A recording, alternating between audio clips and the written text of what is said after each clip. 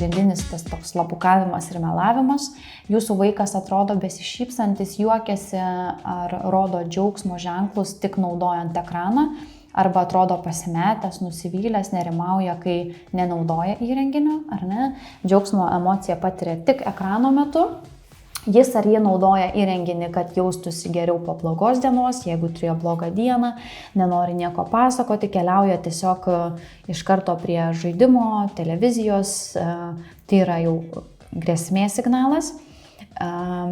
Jūsų vaikas apskritai nesidomi kitais dalykais, ypač tie, kur anksčiau buvo įdomus. Jūsų vaikas nuolat prašo naudotis įrenginiu ir nori vis daugiau laiko leisti prie ekrano. Pastebite, kad jūsų vaikas atrodo pavargęs visą dieną arba negauna pakankamai miego.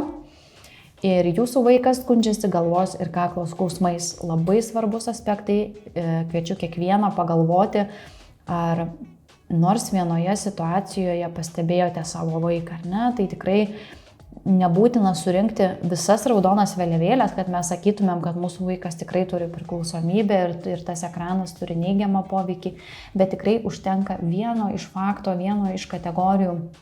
Jeigu jau sakote, kad būtent taip, mano vaikui taip yra, tai tikrai siūlau vadovautis tomis rekomendacijomis, kurios yra sukurtos. Aiškios ribos ir nuoseklumas jų laikantis, adekvačios vaiko amžiaus ribos, ar ne, kad būtent tam tikram amžiui tas ribojimas atsirastų ir atitiktų amžių tos ribos, pozityvumas ir palaikymas brėžiant ribas ir tinkamas pavyzdžio rodymas, ar ne, mes vaiko auklėjime turime labai didelę įtaką. Ir susitarimų, bendrų taisyklių šeimoje kūrimas labai svarbus siekiant efektyviai spręsti šeimoje kylančius nesutarimus, žinoti, ko tikimasi vieniems iš kitų ir prasmingas bendrų šeimos taisyklių kūrimas.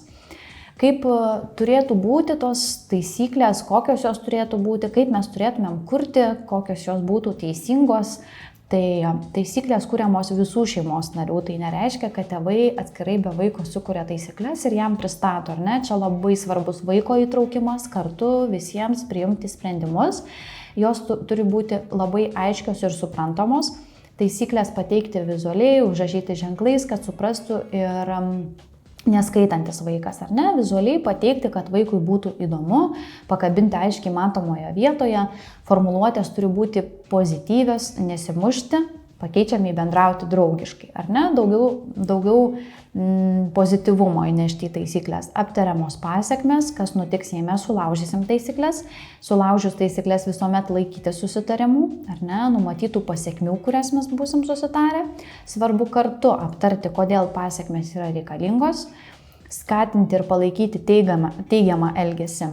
Baudimas tikrai nėra veiksmingas, geriau skatinti norimą elgesį. Paskatinimams bei apdovanojimams galime panaudoti įvairių simbolių sistemą, kas priklauso ir kas patinka jūsų vaikui, ar ne, ar ten rinkti šypsenėles, lipdukus klijuoti, tai įvairūs lipdukai, ar ne, ar animaciniai personažai, čia turbūt kiekvienam vaikui individualiai galime parinkti ir jei taisyklės neveikia, visų pirma stengtis atstatyti santykių su vaiku.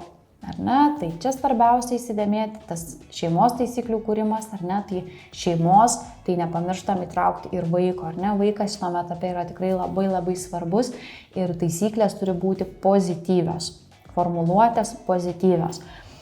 Dabar matysite parašytą praktinę užduotis, ar ne, bendrų šeimos susitarimų taisyklių kūrimas, tai turbūt čia tikrai labai svarbu jums visiems sustoti, sustabdyti šią video peržiūrą.